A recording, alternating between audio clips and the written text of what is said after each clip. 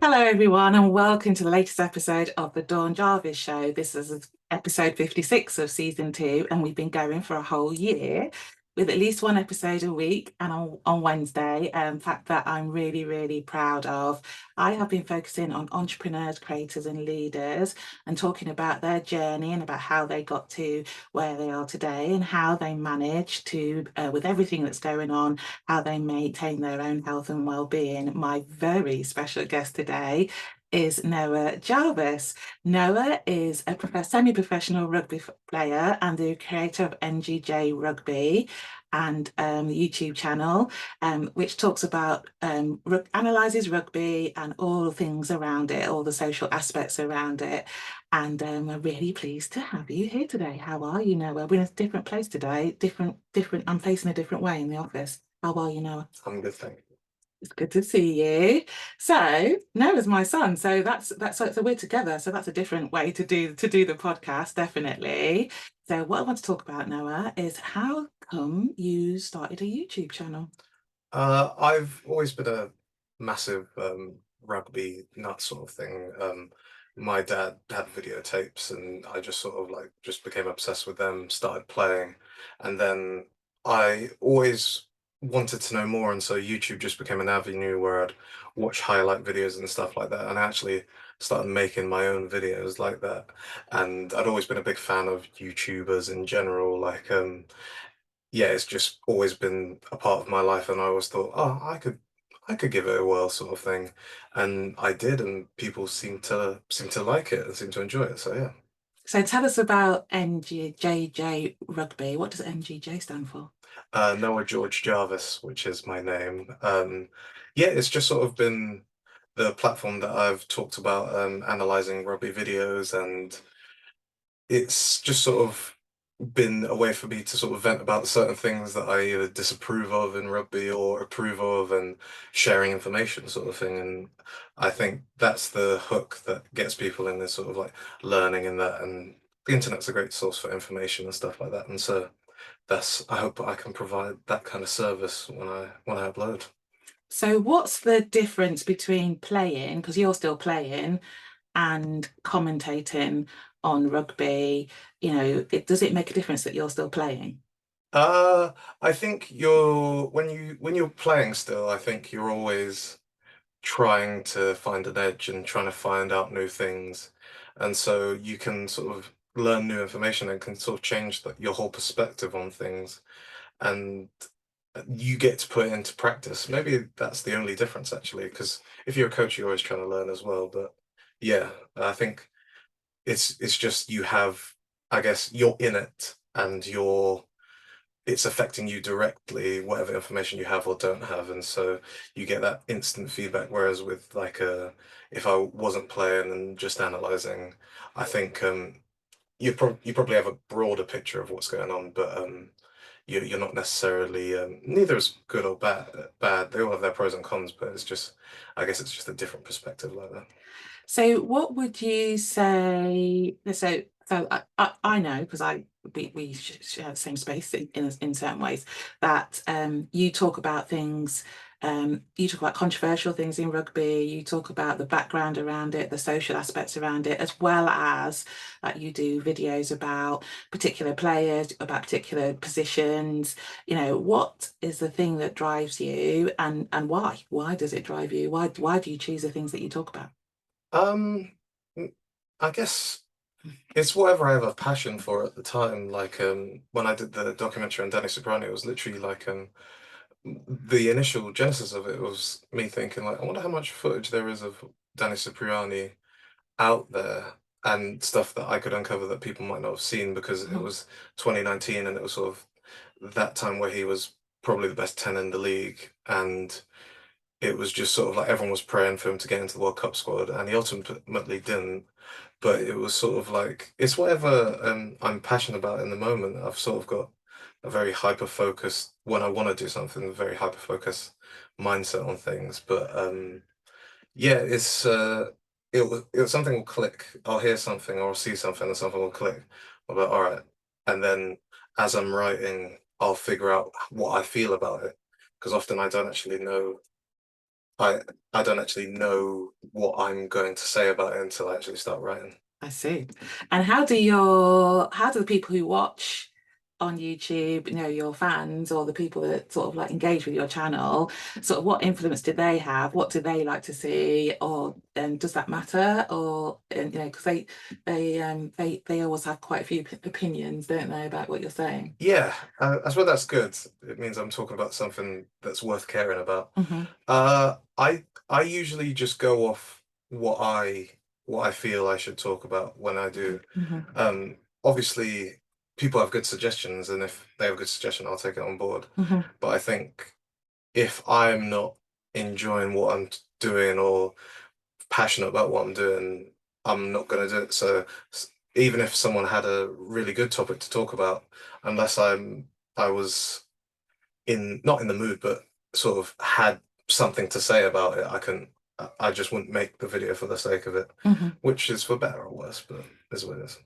So why do you think YouTube is important for rugby? Because YouTube's amazing, isn't it? Really. So, one of the reasons I'm doing a video with you is that I find that all the world is on YouTube and there's channels for everything, including rugby. So I come from a rugby family, as part of my family.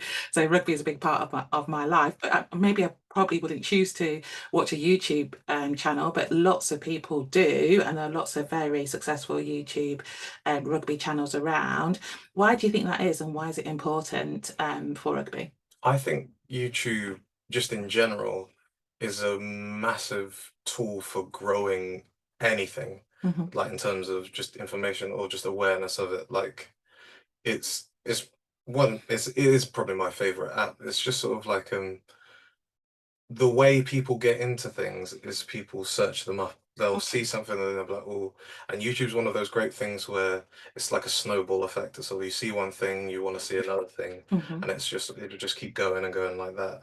And so I believe that Rugby YouTube is so it's very much still in its infancy sort of thing, especially compared to other big popular sports Hmm. on the internet, just in Hmm. terms of the influencers that are there or the amount of people just like talking about it or making content for it. Hmm. But I think it's massive and it is probably still one of the biggest platforms in terms of just getting eyeballs on rugby. Hmm. And so I think You think it's that's important to get yeah, eyeballs on rugby? yeah, of course. It's rugby has a weird thing where it's very good at marketing to itself. And so Yeah. there'll always be a certain level of people playing rugby, usually in Commonwealth Hmm. Hmm. like areas and stuff like that. Hmm.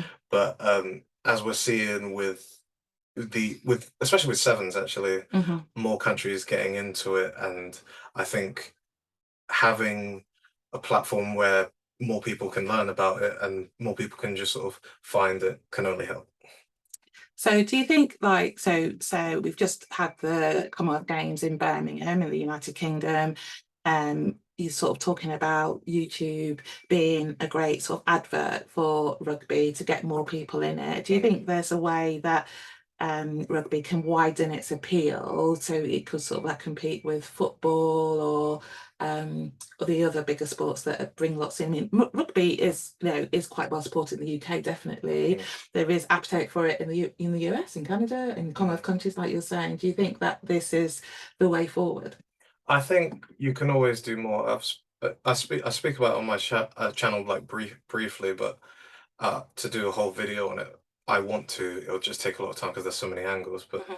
the main crux of it is you can always do more, and especially in this country, it's it's doing fine, Mhm. but it could be doing so much more. Mhm. And that's, I think, I think the bit that people get stuck on, like you can get into a bit of a flame war with people, but it's like when people are talking about they want more inclusion in rugby Mhm. and they want it to be more like they want it to be more mainstream, Mhm. people will always go like, oh, but it is like it's everywhere. But Mhm. I think that's people talking who are already in it.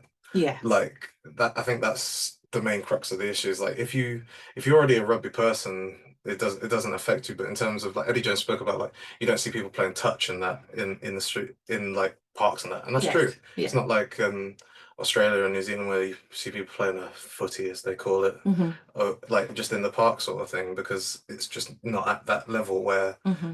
it's popular enough that people do that. You see that with football and cricket actually over here, like, and cricket's a sport where you need equipment for it. So we just need more. And I don't have a solid concrete answer right now, but I'm sure if you get into the weeds of it, that the answer is usually in schooling and opportunities and level of coaching at non-rugby schools is a big one. Yeah, interesting you mentioned Eddie Jones, because he recently said something quite controversial about sort of like where rugby players come from, I suppose, and we're talking at the highest level, and it tends to be from private schools, doesn't it, really? And I suppose um, there isn't that grounding like there probably is with soccer, with football, that you're not playing it on the street, you're not playing it in schools necessarily. Like, you didn't go to a private school, but you went to a school that played rugby, and there was a great tradition of it, so that would make a difference. And also been playing since you were 4, so that makes a difference I as think well. I don't even think it's that controversial. And I didn't actually, when people talk about rugby schools, my school wasn't a rugby school, it was a state school that happened to play rugby as one of its sports. Hmm. But what he's talking about is the fact that in rugby, because it's such a complex sport, the level of coaching is so important. Hmm. And so I was when that's why those ACE programs are so important, which is when rugby academies have a college where you go there for 2 years, you get education, but also you're with like high level coaches there. And I realized when I got there, I was like years behind all these other boys, Hmm. but I sort of had athletic talents that allowed me to just stay around there and Hmm. be Hmm. okay, sort of thing. But, but unlike football, a lot of it getting noticed and getting into an academy is talent. Yeah. Like you either have it or you don't. Yeah. And you sort of like, if you're in football, I feel like if you're good enough, there's enough avenues that cream will rise to the top by the time you're like 20. Yeah. But in rugby, there are only so many ways for you to get the coaching you need to get to the highest level. Hmm. And I think that's what Eddie Jones talk about. And people see it as controversial. It's not. It's like the England squad, the blokes who went to state schools and that, Hmm. it was either rugby like grammar state schools, Yes. or they went to ace colleges or stuff like that. It's very rare that a player just unless they are unbelievably athletically talented, Hmm. will stay at a state school that's just like what my school was just a rugby school. Not a rugby school, but was just a school that happened to play rugby Hmm. a little bit. Hmm. So that's the issue, and there's a lot of hurdles. And comparing it to football again, there's only so many academies you can get into in this country, Hmm. and so there's a bottlenecking effect of it. It's just Yeah. so that's the issue, and I feel like people aren't either.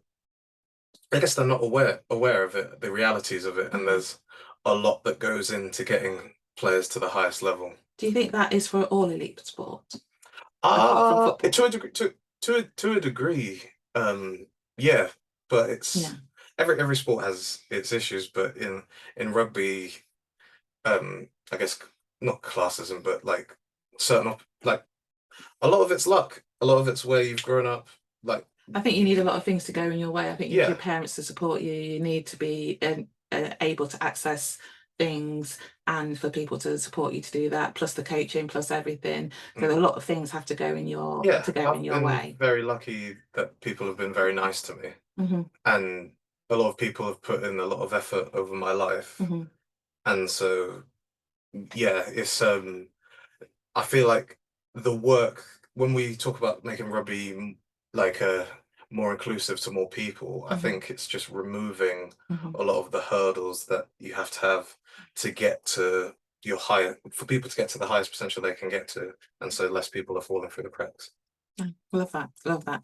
So we talked a little bit before, but talk about the sort of like the creative space, because you do have a rugby channel, you've niched down to that because that's your expertise, but you've also got interests in other sports and other, so you're into manga and all sorts of things. So tell me about sort of like YouTube as a creative space generally. Uh, YouTube, YouTube as a creative space is very young, Hmm. and we have like one trailblazer who's the biggest, who is Squidge Rugby, Mm-hmm. who is everyone respects highly, and he's doing a lot for that sort of community, and we'll see because of him more and more people coming up.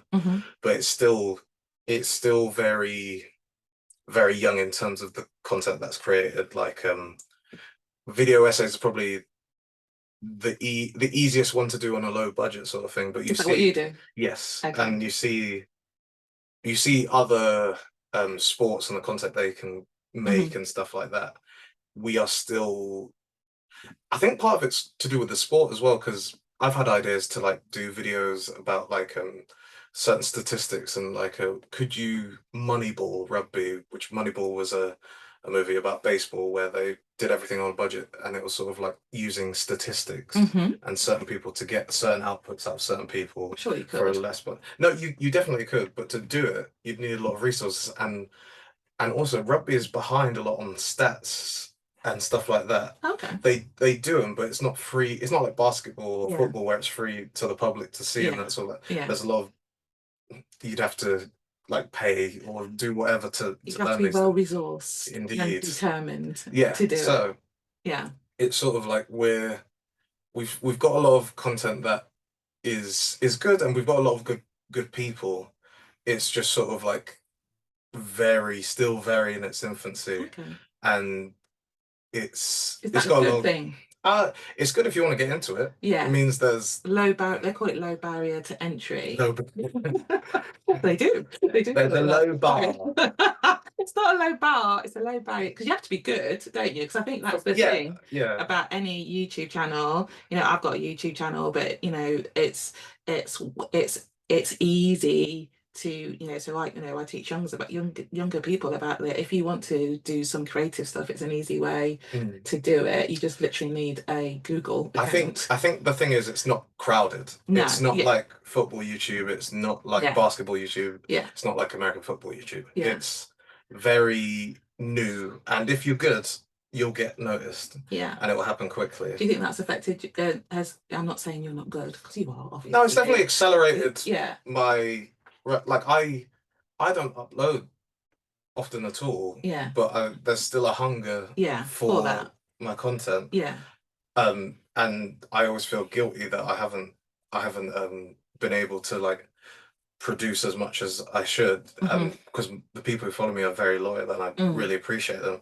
But that is the reality, that there is a real thirst for it, and there's an opening. Yeah. And it's sort of lots like lots of potential for it, and we'll see in the next 2-3 years. Like, I think what really can be done, because like there's a lot of good creators on like TikTok and stuff like that. Like, there is a thirst for it. It's just, it's going to take a little while, and YouTube's become very commercial in terms of it takes a lot to get noticed, and no, it's not like before when YouTube was broadcast yourself YouTube, which is very niche, and so I think that you've got you know, I've done a bit of studying about YouTube, and it's very important to have a niche. I don't particularly have a marketable niche as such, but you do. So that sort of like rugby is more marketable than what I do, which is a bit lifestyle and you know, just chatting. So you know, so there's an opportunity there, isn't there? There's an audience there as well, and there's lots of potential. But I think one of the things you're saying is that it's sort of, you need potential, but you also need, there's lots of things you could do. You're doing video essays at the moment, but there's lots of things you could do, like the stats thing. That sounds good, and people who are into that, aren't they? But you know, there's a whole range of things that you can do. It's just whether you've got the resources and all that sort of thing, and how much you're willing to put into it. Like, there's loads of things you can do. So what's next for NGJ Rugby? What's next is for me to sort of get back to it. I've struggled mentally quite a lot, and that's affected production of everything basically. It's just I suffer a lot with moments where I feel like I can't do it, and that's sort of, if anyone's wondering why there's a big gap in uploads, that's why. But what's next is just getting back on my feet and hopefully making stuff again that people like. Definitely. Well, I think you definitely will, and I think it's good to know that there is a hunger for it, and that can be quite motivational as well, can't it? Really. I always ask my guests what is their favourite book. So, what's your favourite book now? My favorite book, unfortunately, for anyone who's like a rugby fan, is nothing to do with rugby. It's Are there any rugby books that you would recommend? Lewis Moody's book was good. Johnny Wilkinson's one was. These are all autobiographies. Yeah. Johnny Wilkinson's one was good. Um, yeah, those two I'd actually So recommend. Lewis Moody is an ex-England rugby player, and Johnny Wilkinson, I know most people will know, Yeah. but he's a very famous rugby player, was very influential with you, wasn't Yes. he, really? So, I bought out that book, actually. But you were going to say about your favourite book that's nothing to do with rugby. It's Volume 1 of Death Note. So you need to talk to me about what Death Note is, because it sounds So deadly. I'm a big anime fan, and some people in the comments have cottoned on to all of the anime like songs or And references. scores from like in my videos, and an in joke for me, it only makes me laugh, is that a lot of the music in my videos is from an anime about sexually promiscuous animals. Sorry. Yeah, and it's called Beastars. It's great, but that always made me laugh that it was just there. Is he your influencer? Yeah, and if you look up the Beastars soundtrack and you're familiar with my videos, you'll just be like, oh. So there we go. But yeah, Death Note Volume 1. Death Note is one of the greatest plots ever written, and like in terms of like story, like story-based storytelling, in terms of just like what the plot is great. And if I had a book, I guess it is all one book because it's in chapters. Like the whole of Death Note's great, but Volume 1, if you want to get into it, I think it's very good. So we will definitely put links to all of the books that Noah's mentioned, including the Johnny Wilkinson and Lewis Moody one, in the show notes as well. So I also talk to all of my guests about how they stay focused, positive and productive, and on top of that, how they manage their own health and well-being. Now, you have talked about that you struggled a little bit with that, particularly over the last 3 or so years. Do you want to talk a little bit about that? Yeah, I think one of the best things I've done in the last 3 months actually was start going to the gym again. I think that's really, it just makes you feel a lot better. Like it feels like you're doing something about your life. And like I've always struggled with weight and stuff like that. And I think it's very therapeutic and stuff like that. But I don't think I'm the best person to talk to in terms of how I stay focused, but I think little things have helped me, like tidy in my room, like make your bed before you leave it. Just sort of like have a plan the day before of what you're going to try and do. And you might not hit all of it, but I think people who struggle mentally, sort of having tasks and doing them may help a little bit. And talking to friends as well. I'm quite reliant on my friends. I don't have like many, but the ones I have are very close. And so it's like leaning on them sometimes and trying to have fun when you can. I think that's really good. I think the sort of link to exercise and well-being is well documented. Also having people to talk to, and also having some structure around your day. I mean, me and you both struggle with that. So that, I think that's really key, and we need to practice what we preach, really, don't we? To be honest. Now, the thing you haven't mentioned that people may not know is that you were diagnosed with type 1 diabetes about 3 years ago. And so that has precipitated a lot of the struggles that you have had. I mean, that was quite a big shock, wasn't it, for all of the family, but particularly for you. What was the impact that, because I would also say you've got this YouTube channel, but you are still playing, semi-professional rugby. So you are managing, aren't you? And I'm going to plug for the course I did, a part-time YouTuber, aren't you? It's not your full-time job. So sort of managing your rugby and also doing the creation and stuff, that's quite tough to do. Plus you're also managing a long-term illness. So that's a lot, Noah. It's a lot going on. It's a lot going on. I struggled mentally before that. Yeah.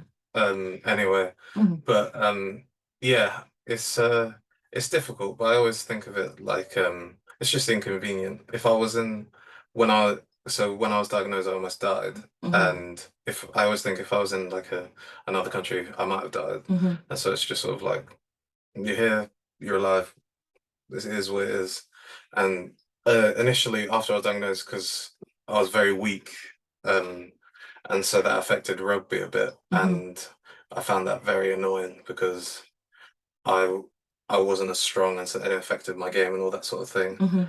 And so that was a bit upsetting. But you just got to deal with this. It's not rocket science. It's just sometimes life gets hard. Yeah, I think you downplay it a little bit, actually. The actual achievement of actually still playing at quite a high level and having the YouTube channel. So I think you should sort of like give a pat on the back for that. Thanks, Mum. That's what I'm here for. So that is good to hear. And I think that'll be quite inspirational for other people in the same. So it's, you know, we've talked about this before. It doesn't define you, it's part of you, it's just part of your life, you know. So I agree with that. It's just something that you have to deal with as well as everything else. But so to deal with that and to have you know, sort of the career and, you know, and the YouTube channel and to do something quite creative, I think is really, really good. So Noah, it's been an absolute pleasure and thank you for being with me on my sort of year anniversary of doing the YouTube channel, definitely. How do people get hold of you? So it's NJJ Rugby. NGJ. Oh, sorry, NGJ. I should know that because it's his name, and Which the name you gave me. Yeah, that's right. Sorry. NGJ Rugby is the channel, and we'll put that in the show notes too. So you just put that in. If people put in Noah Jarvis, will they get to your channel as well or not? I don't think so. But we can try. Yeah, we can try. And also, is there anywhere else that people can get hold of you? It's NGJ Rugby. Sorry, at NGJ Rugby on everything like Instagram, Twitter, YouTube. So yeah, if you want to find me, that's where I'm at. Okay, and I also say to people before they leave, have you got a tip, an actionable tip that you would like to share with the audience to inspire them as they go on their day, Mr. Inspiration? Try as hard as you can, be yourself, and then you can live with the results of whatever happens. Thank you so much. I think that is very, very true. Well, thank you so much for joining us on this anniversary show. Like, share, subscribe if you're watching this on YouTube, and if you give us tell us what you think in the comments. I always love to see that, and hopefully we'll see you again real soon. Take care and bye-bye.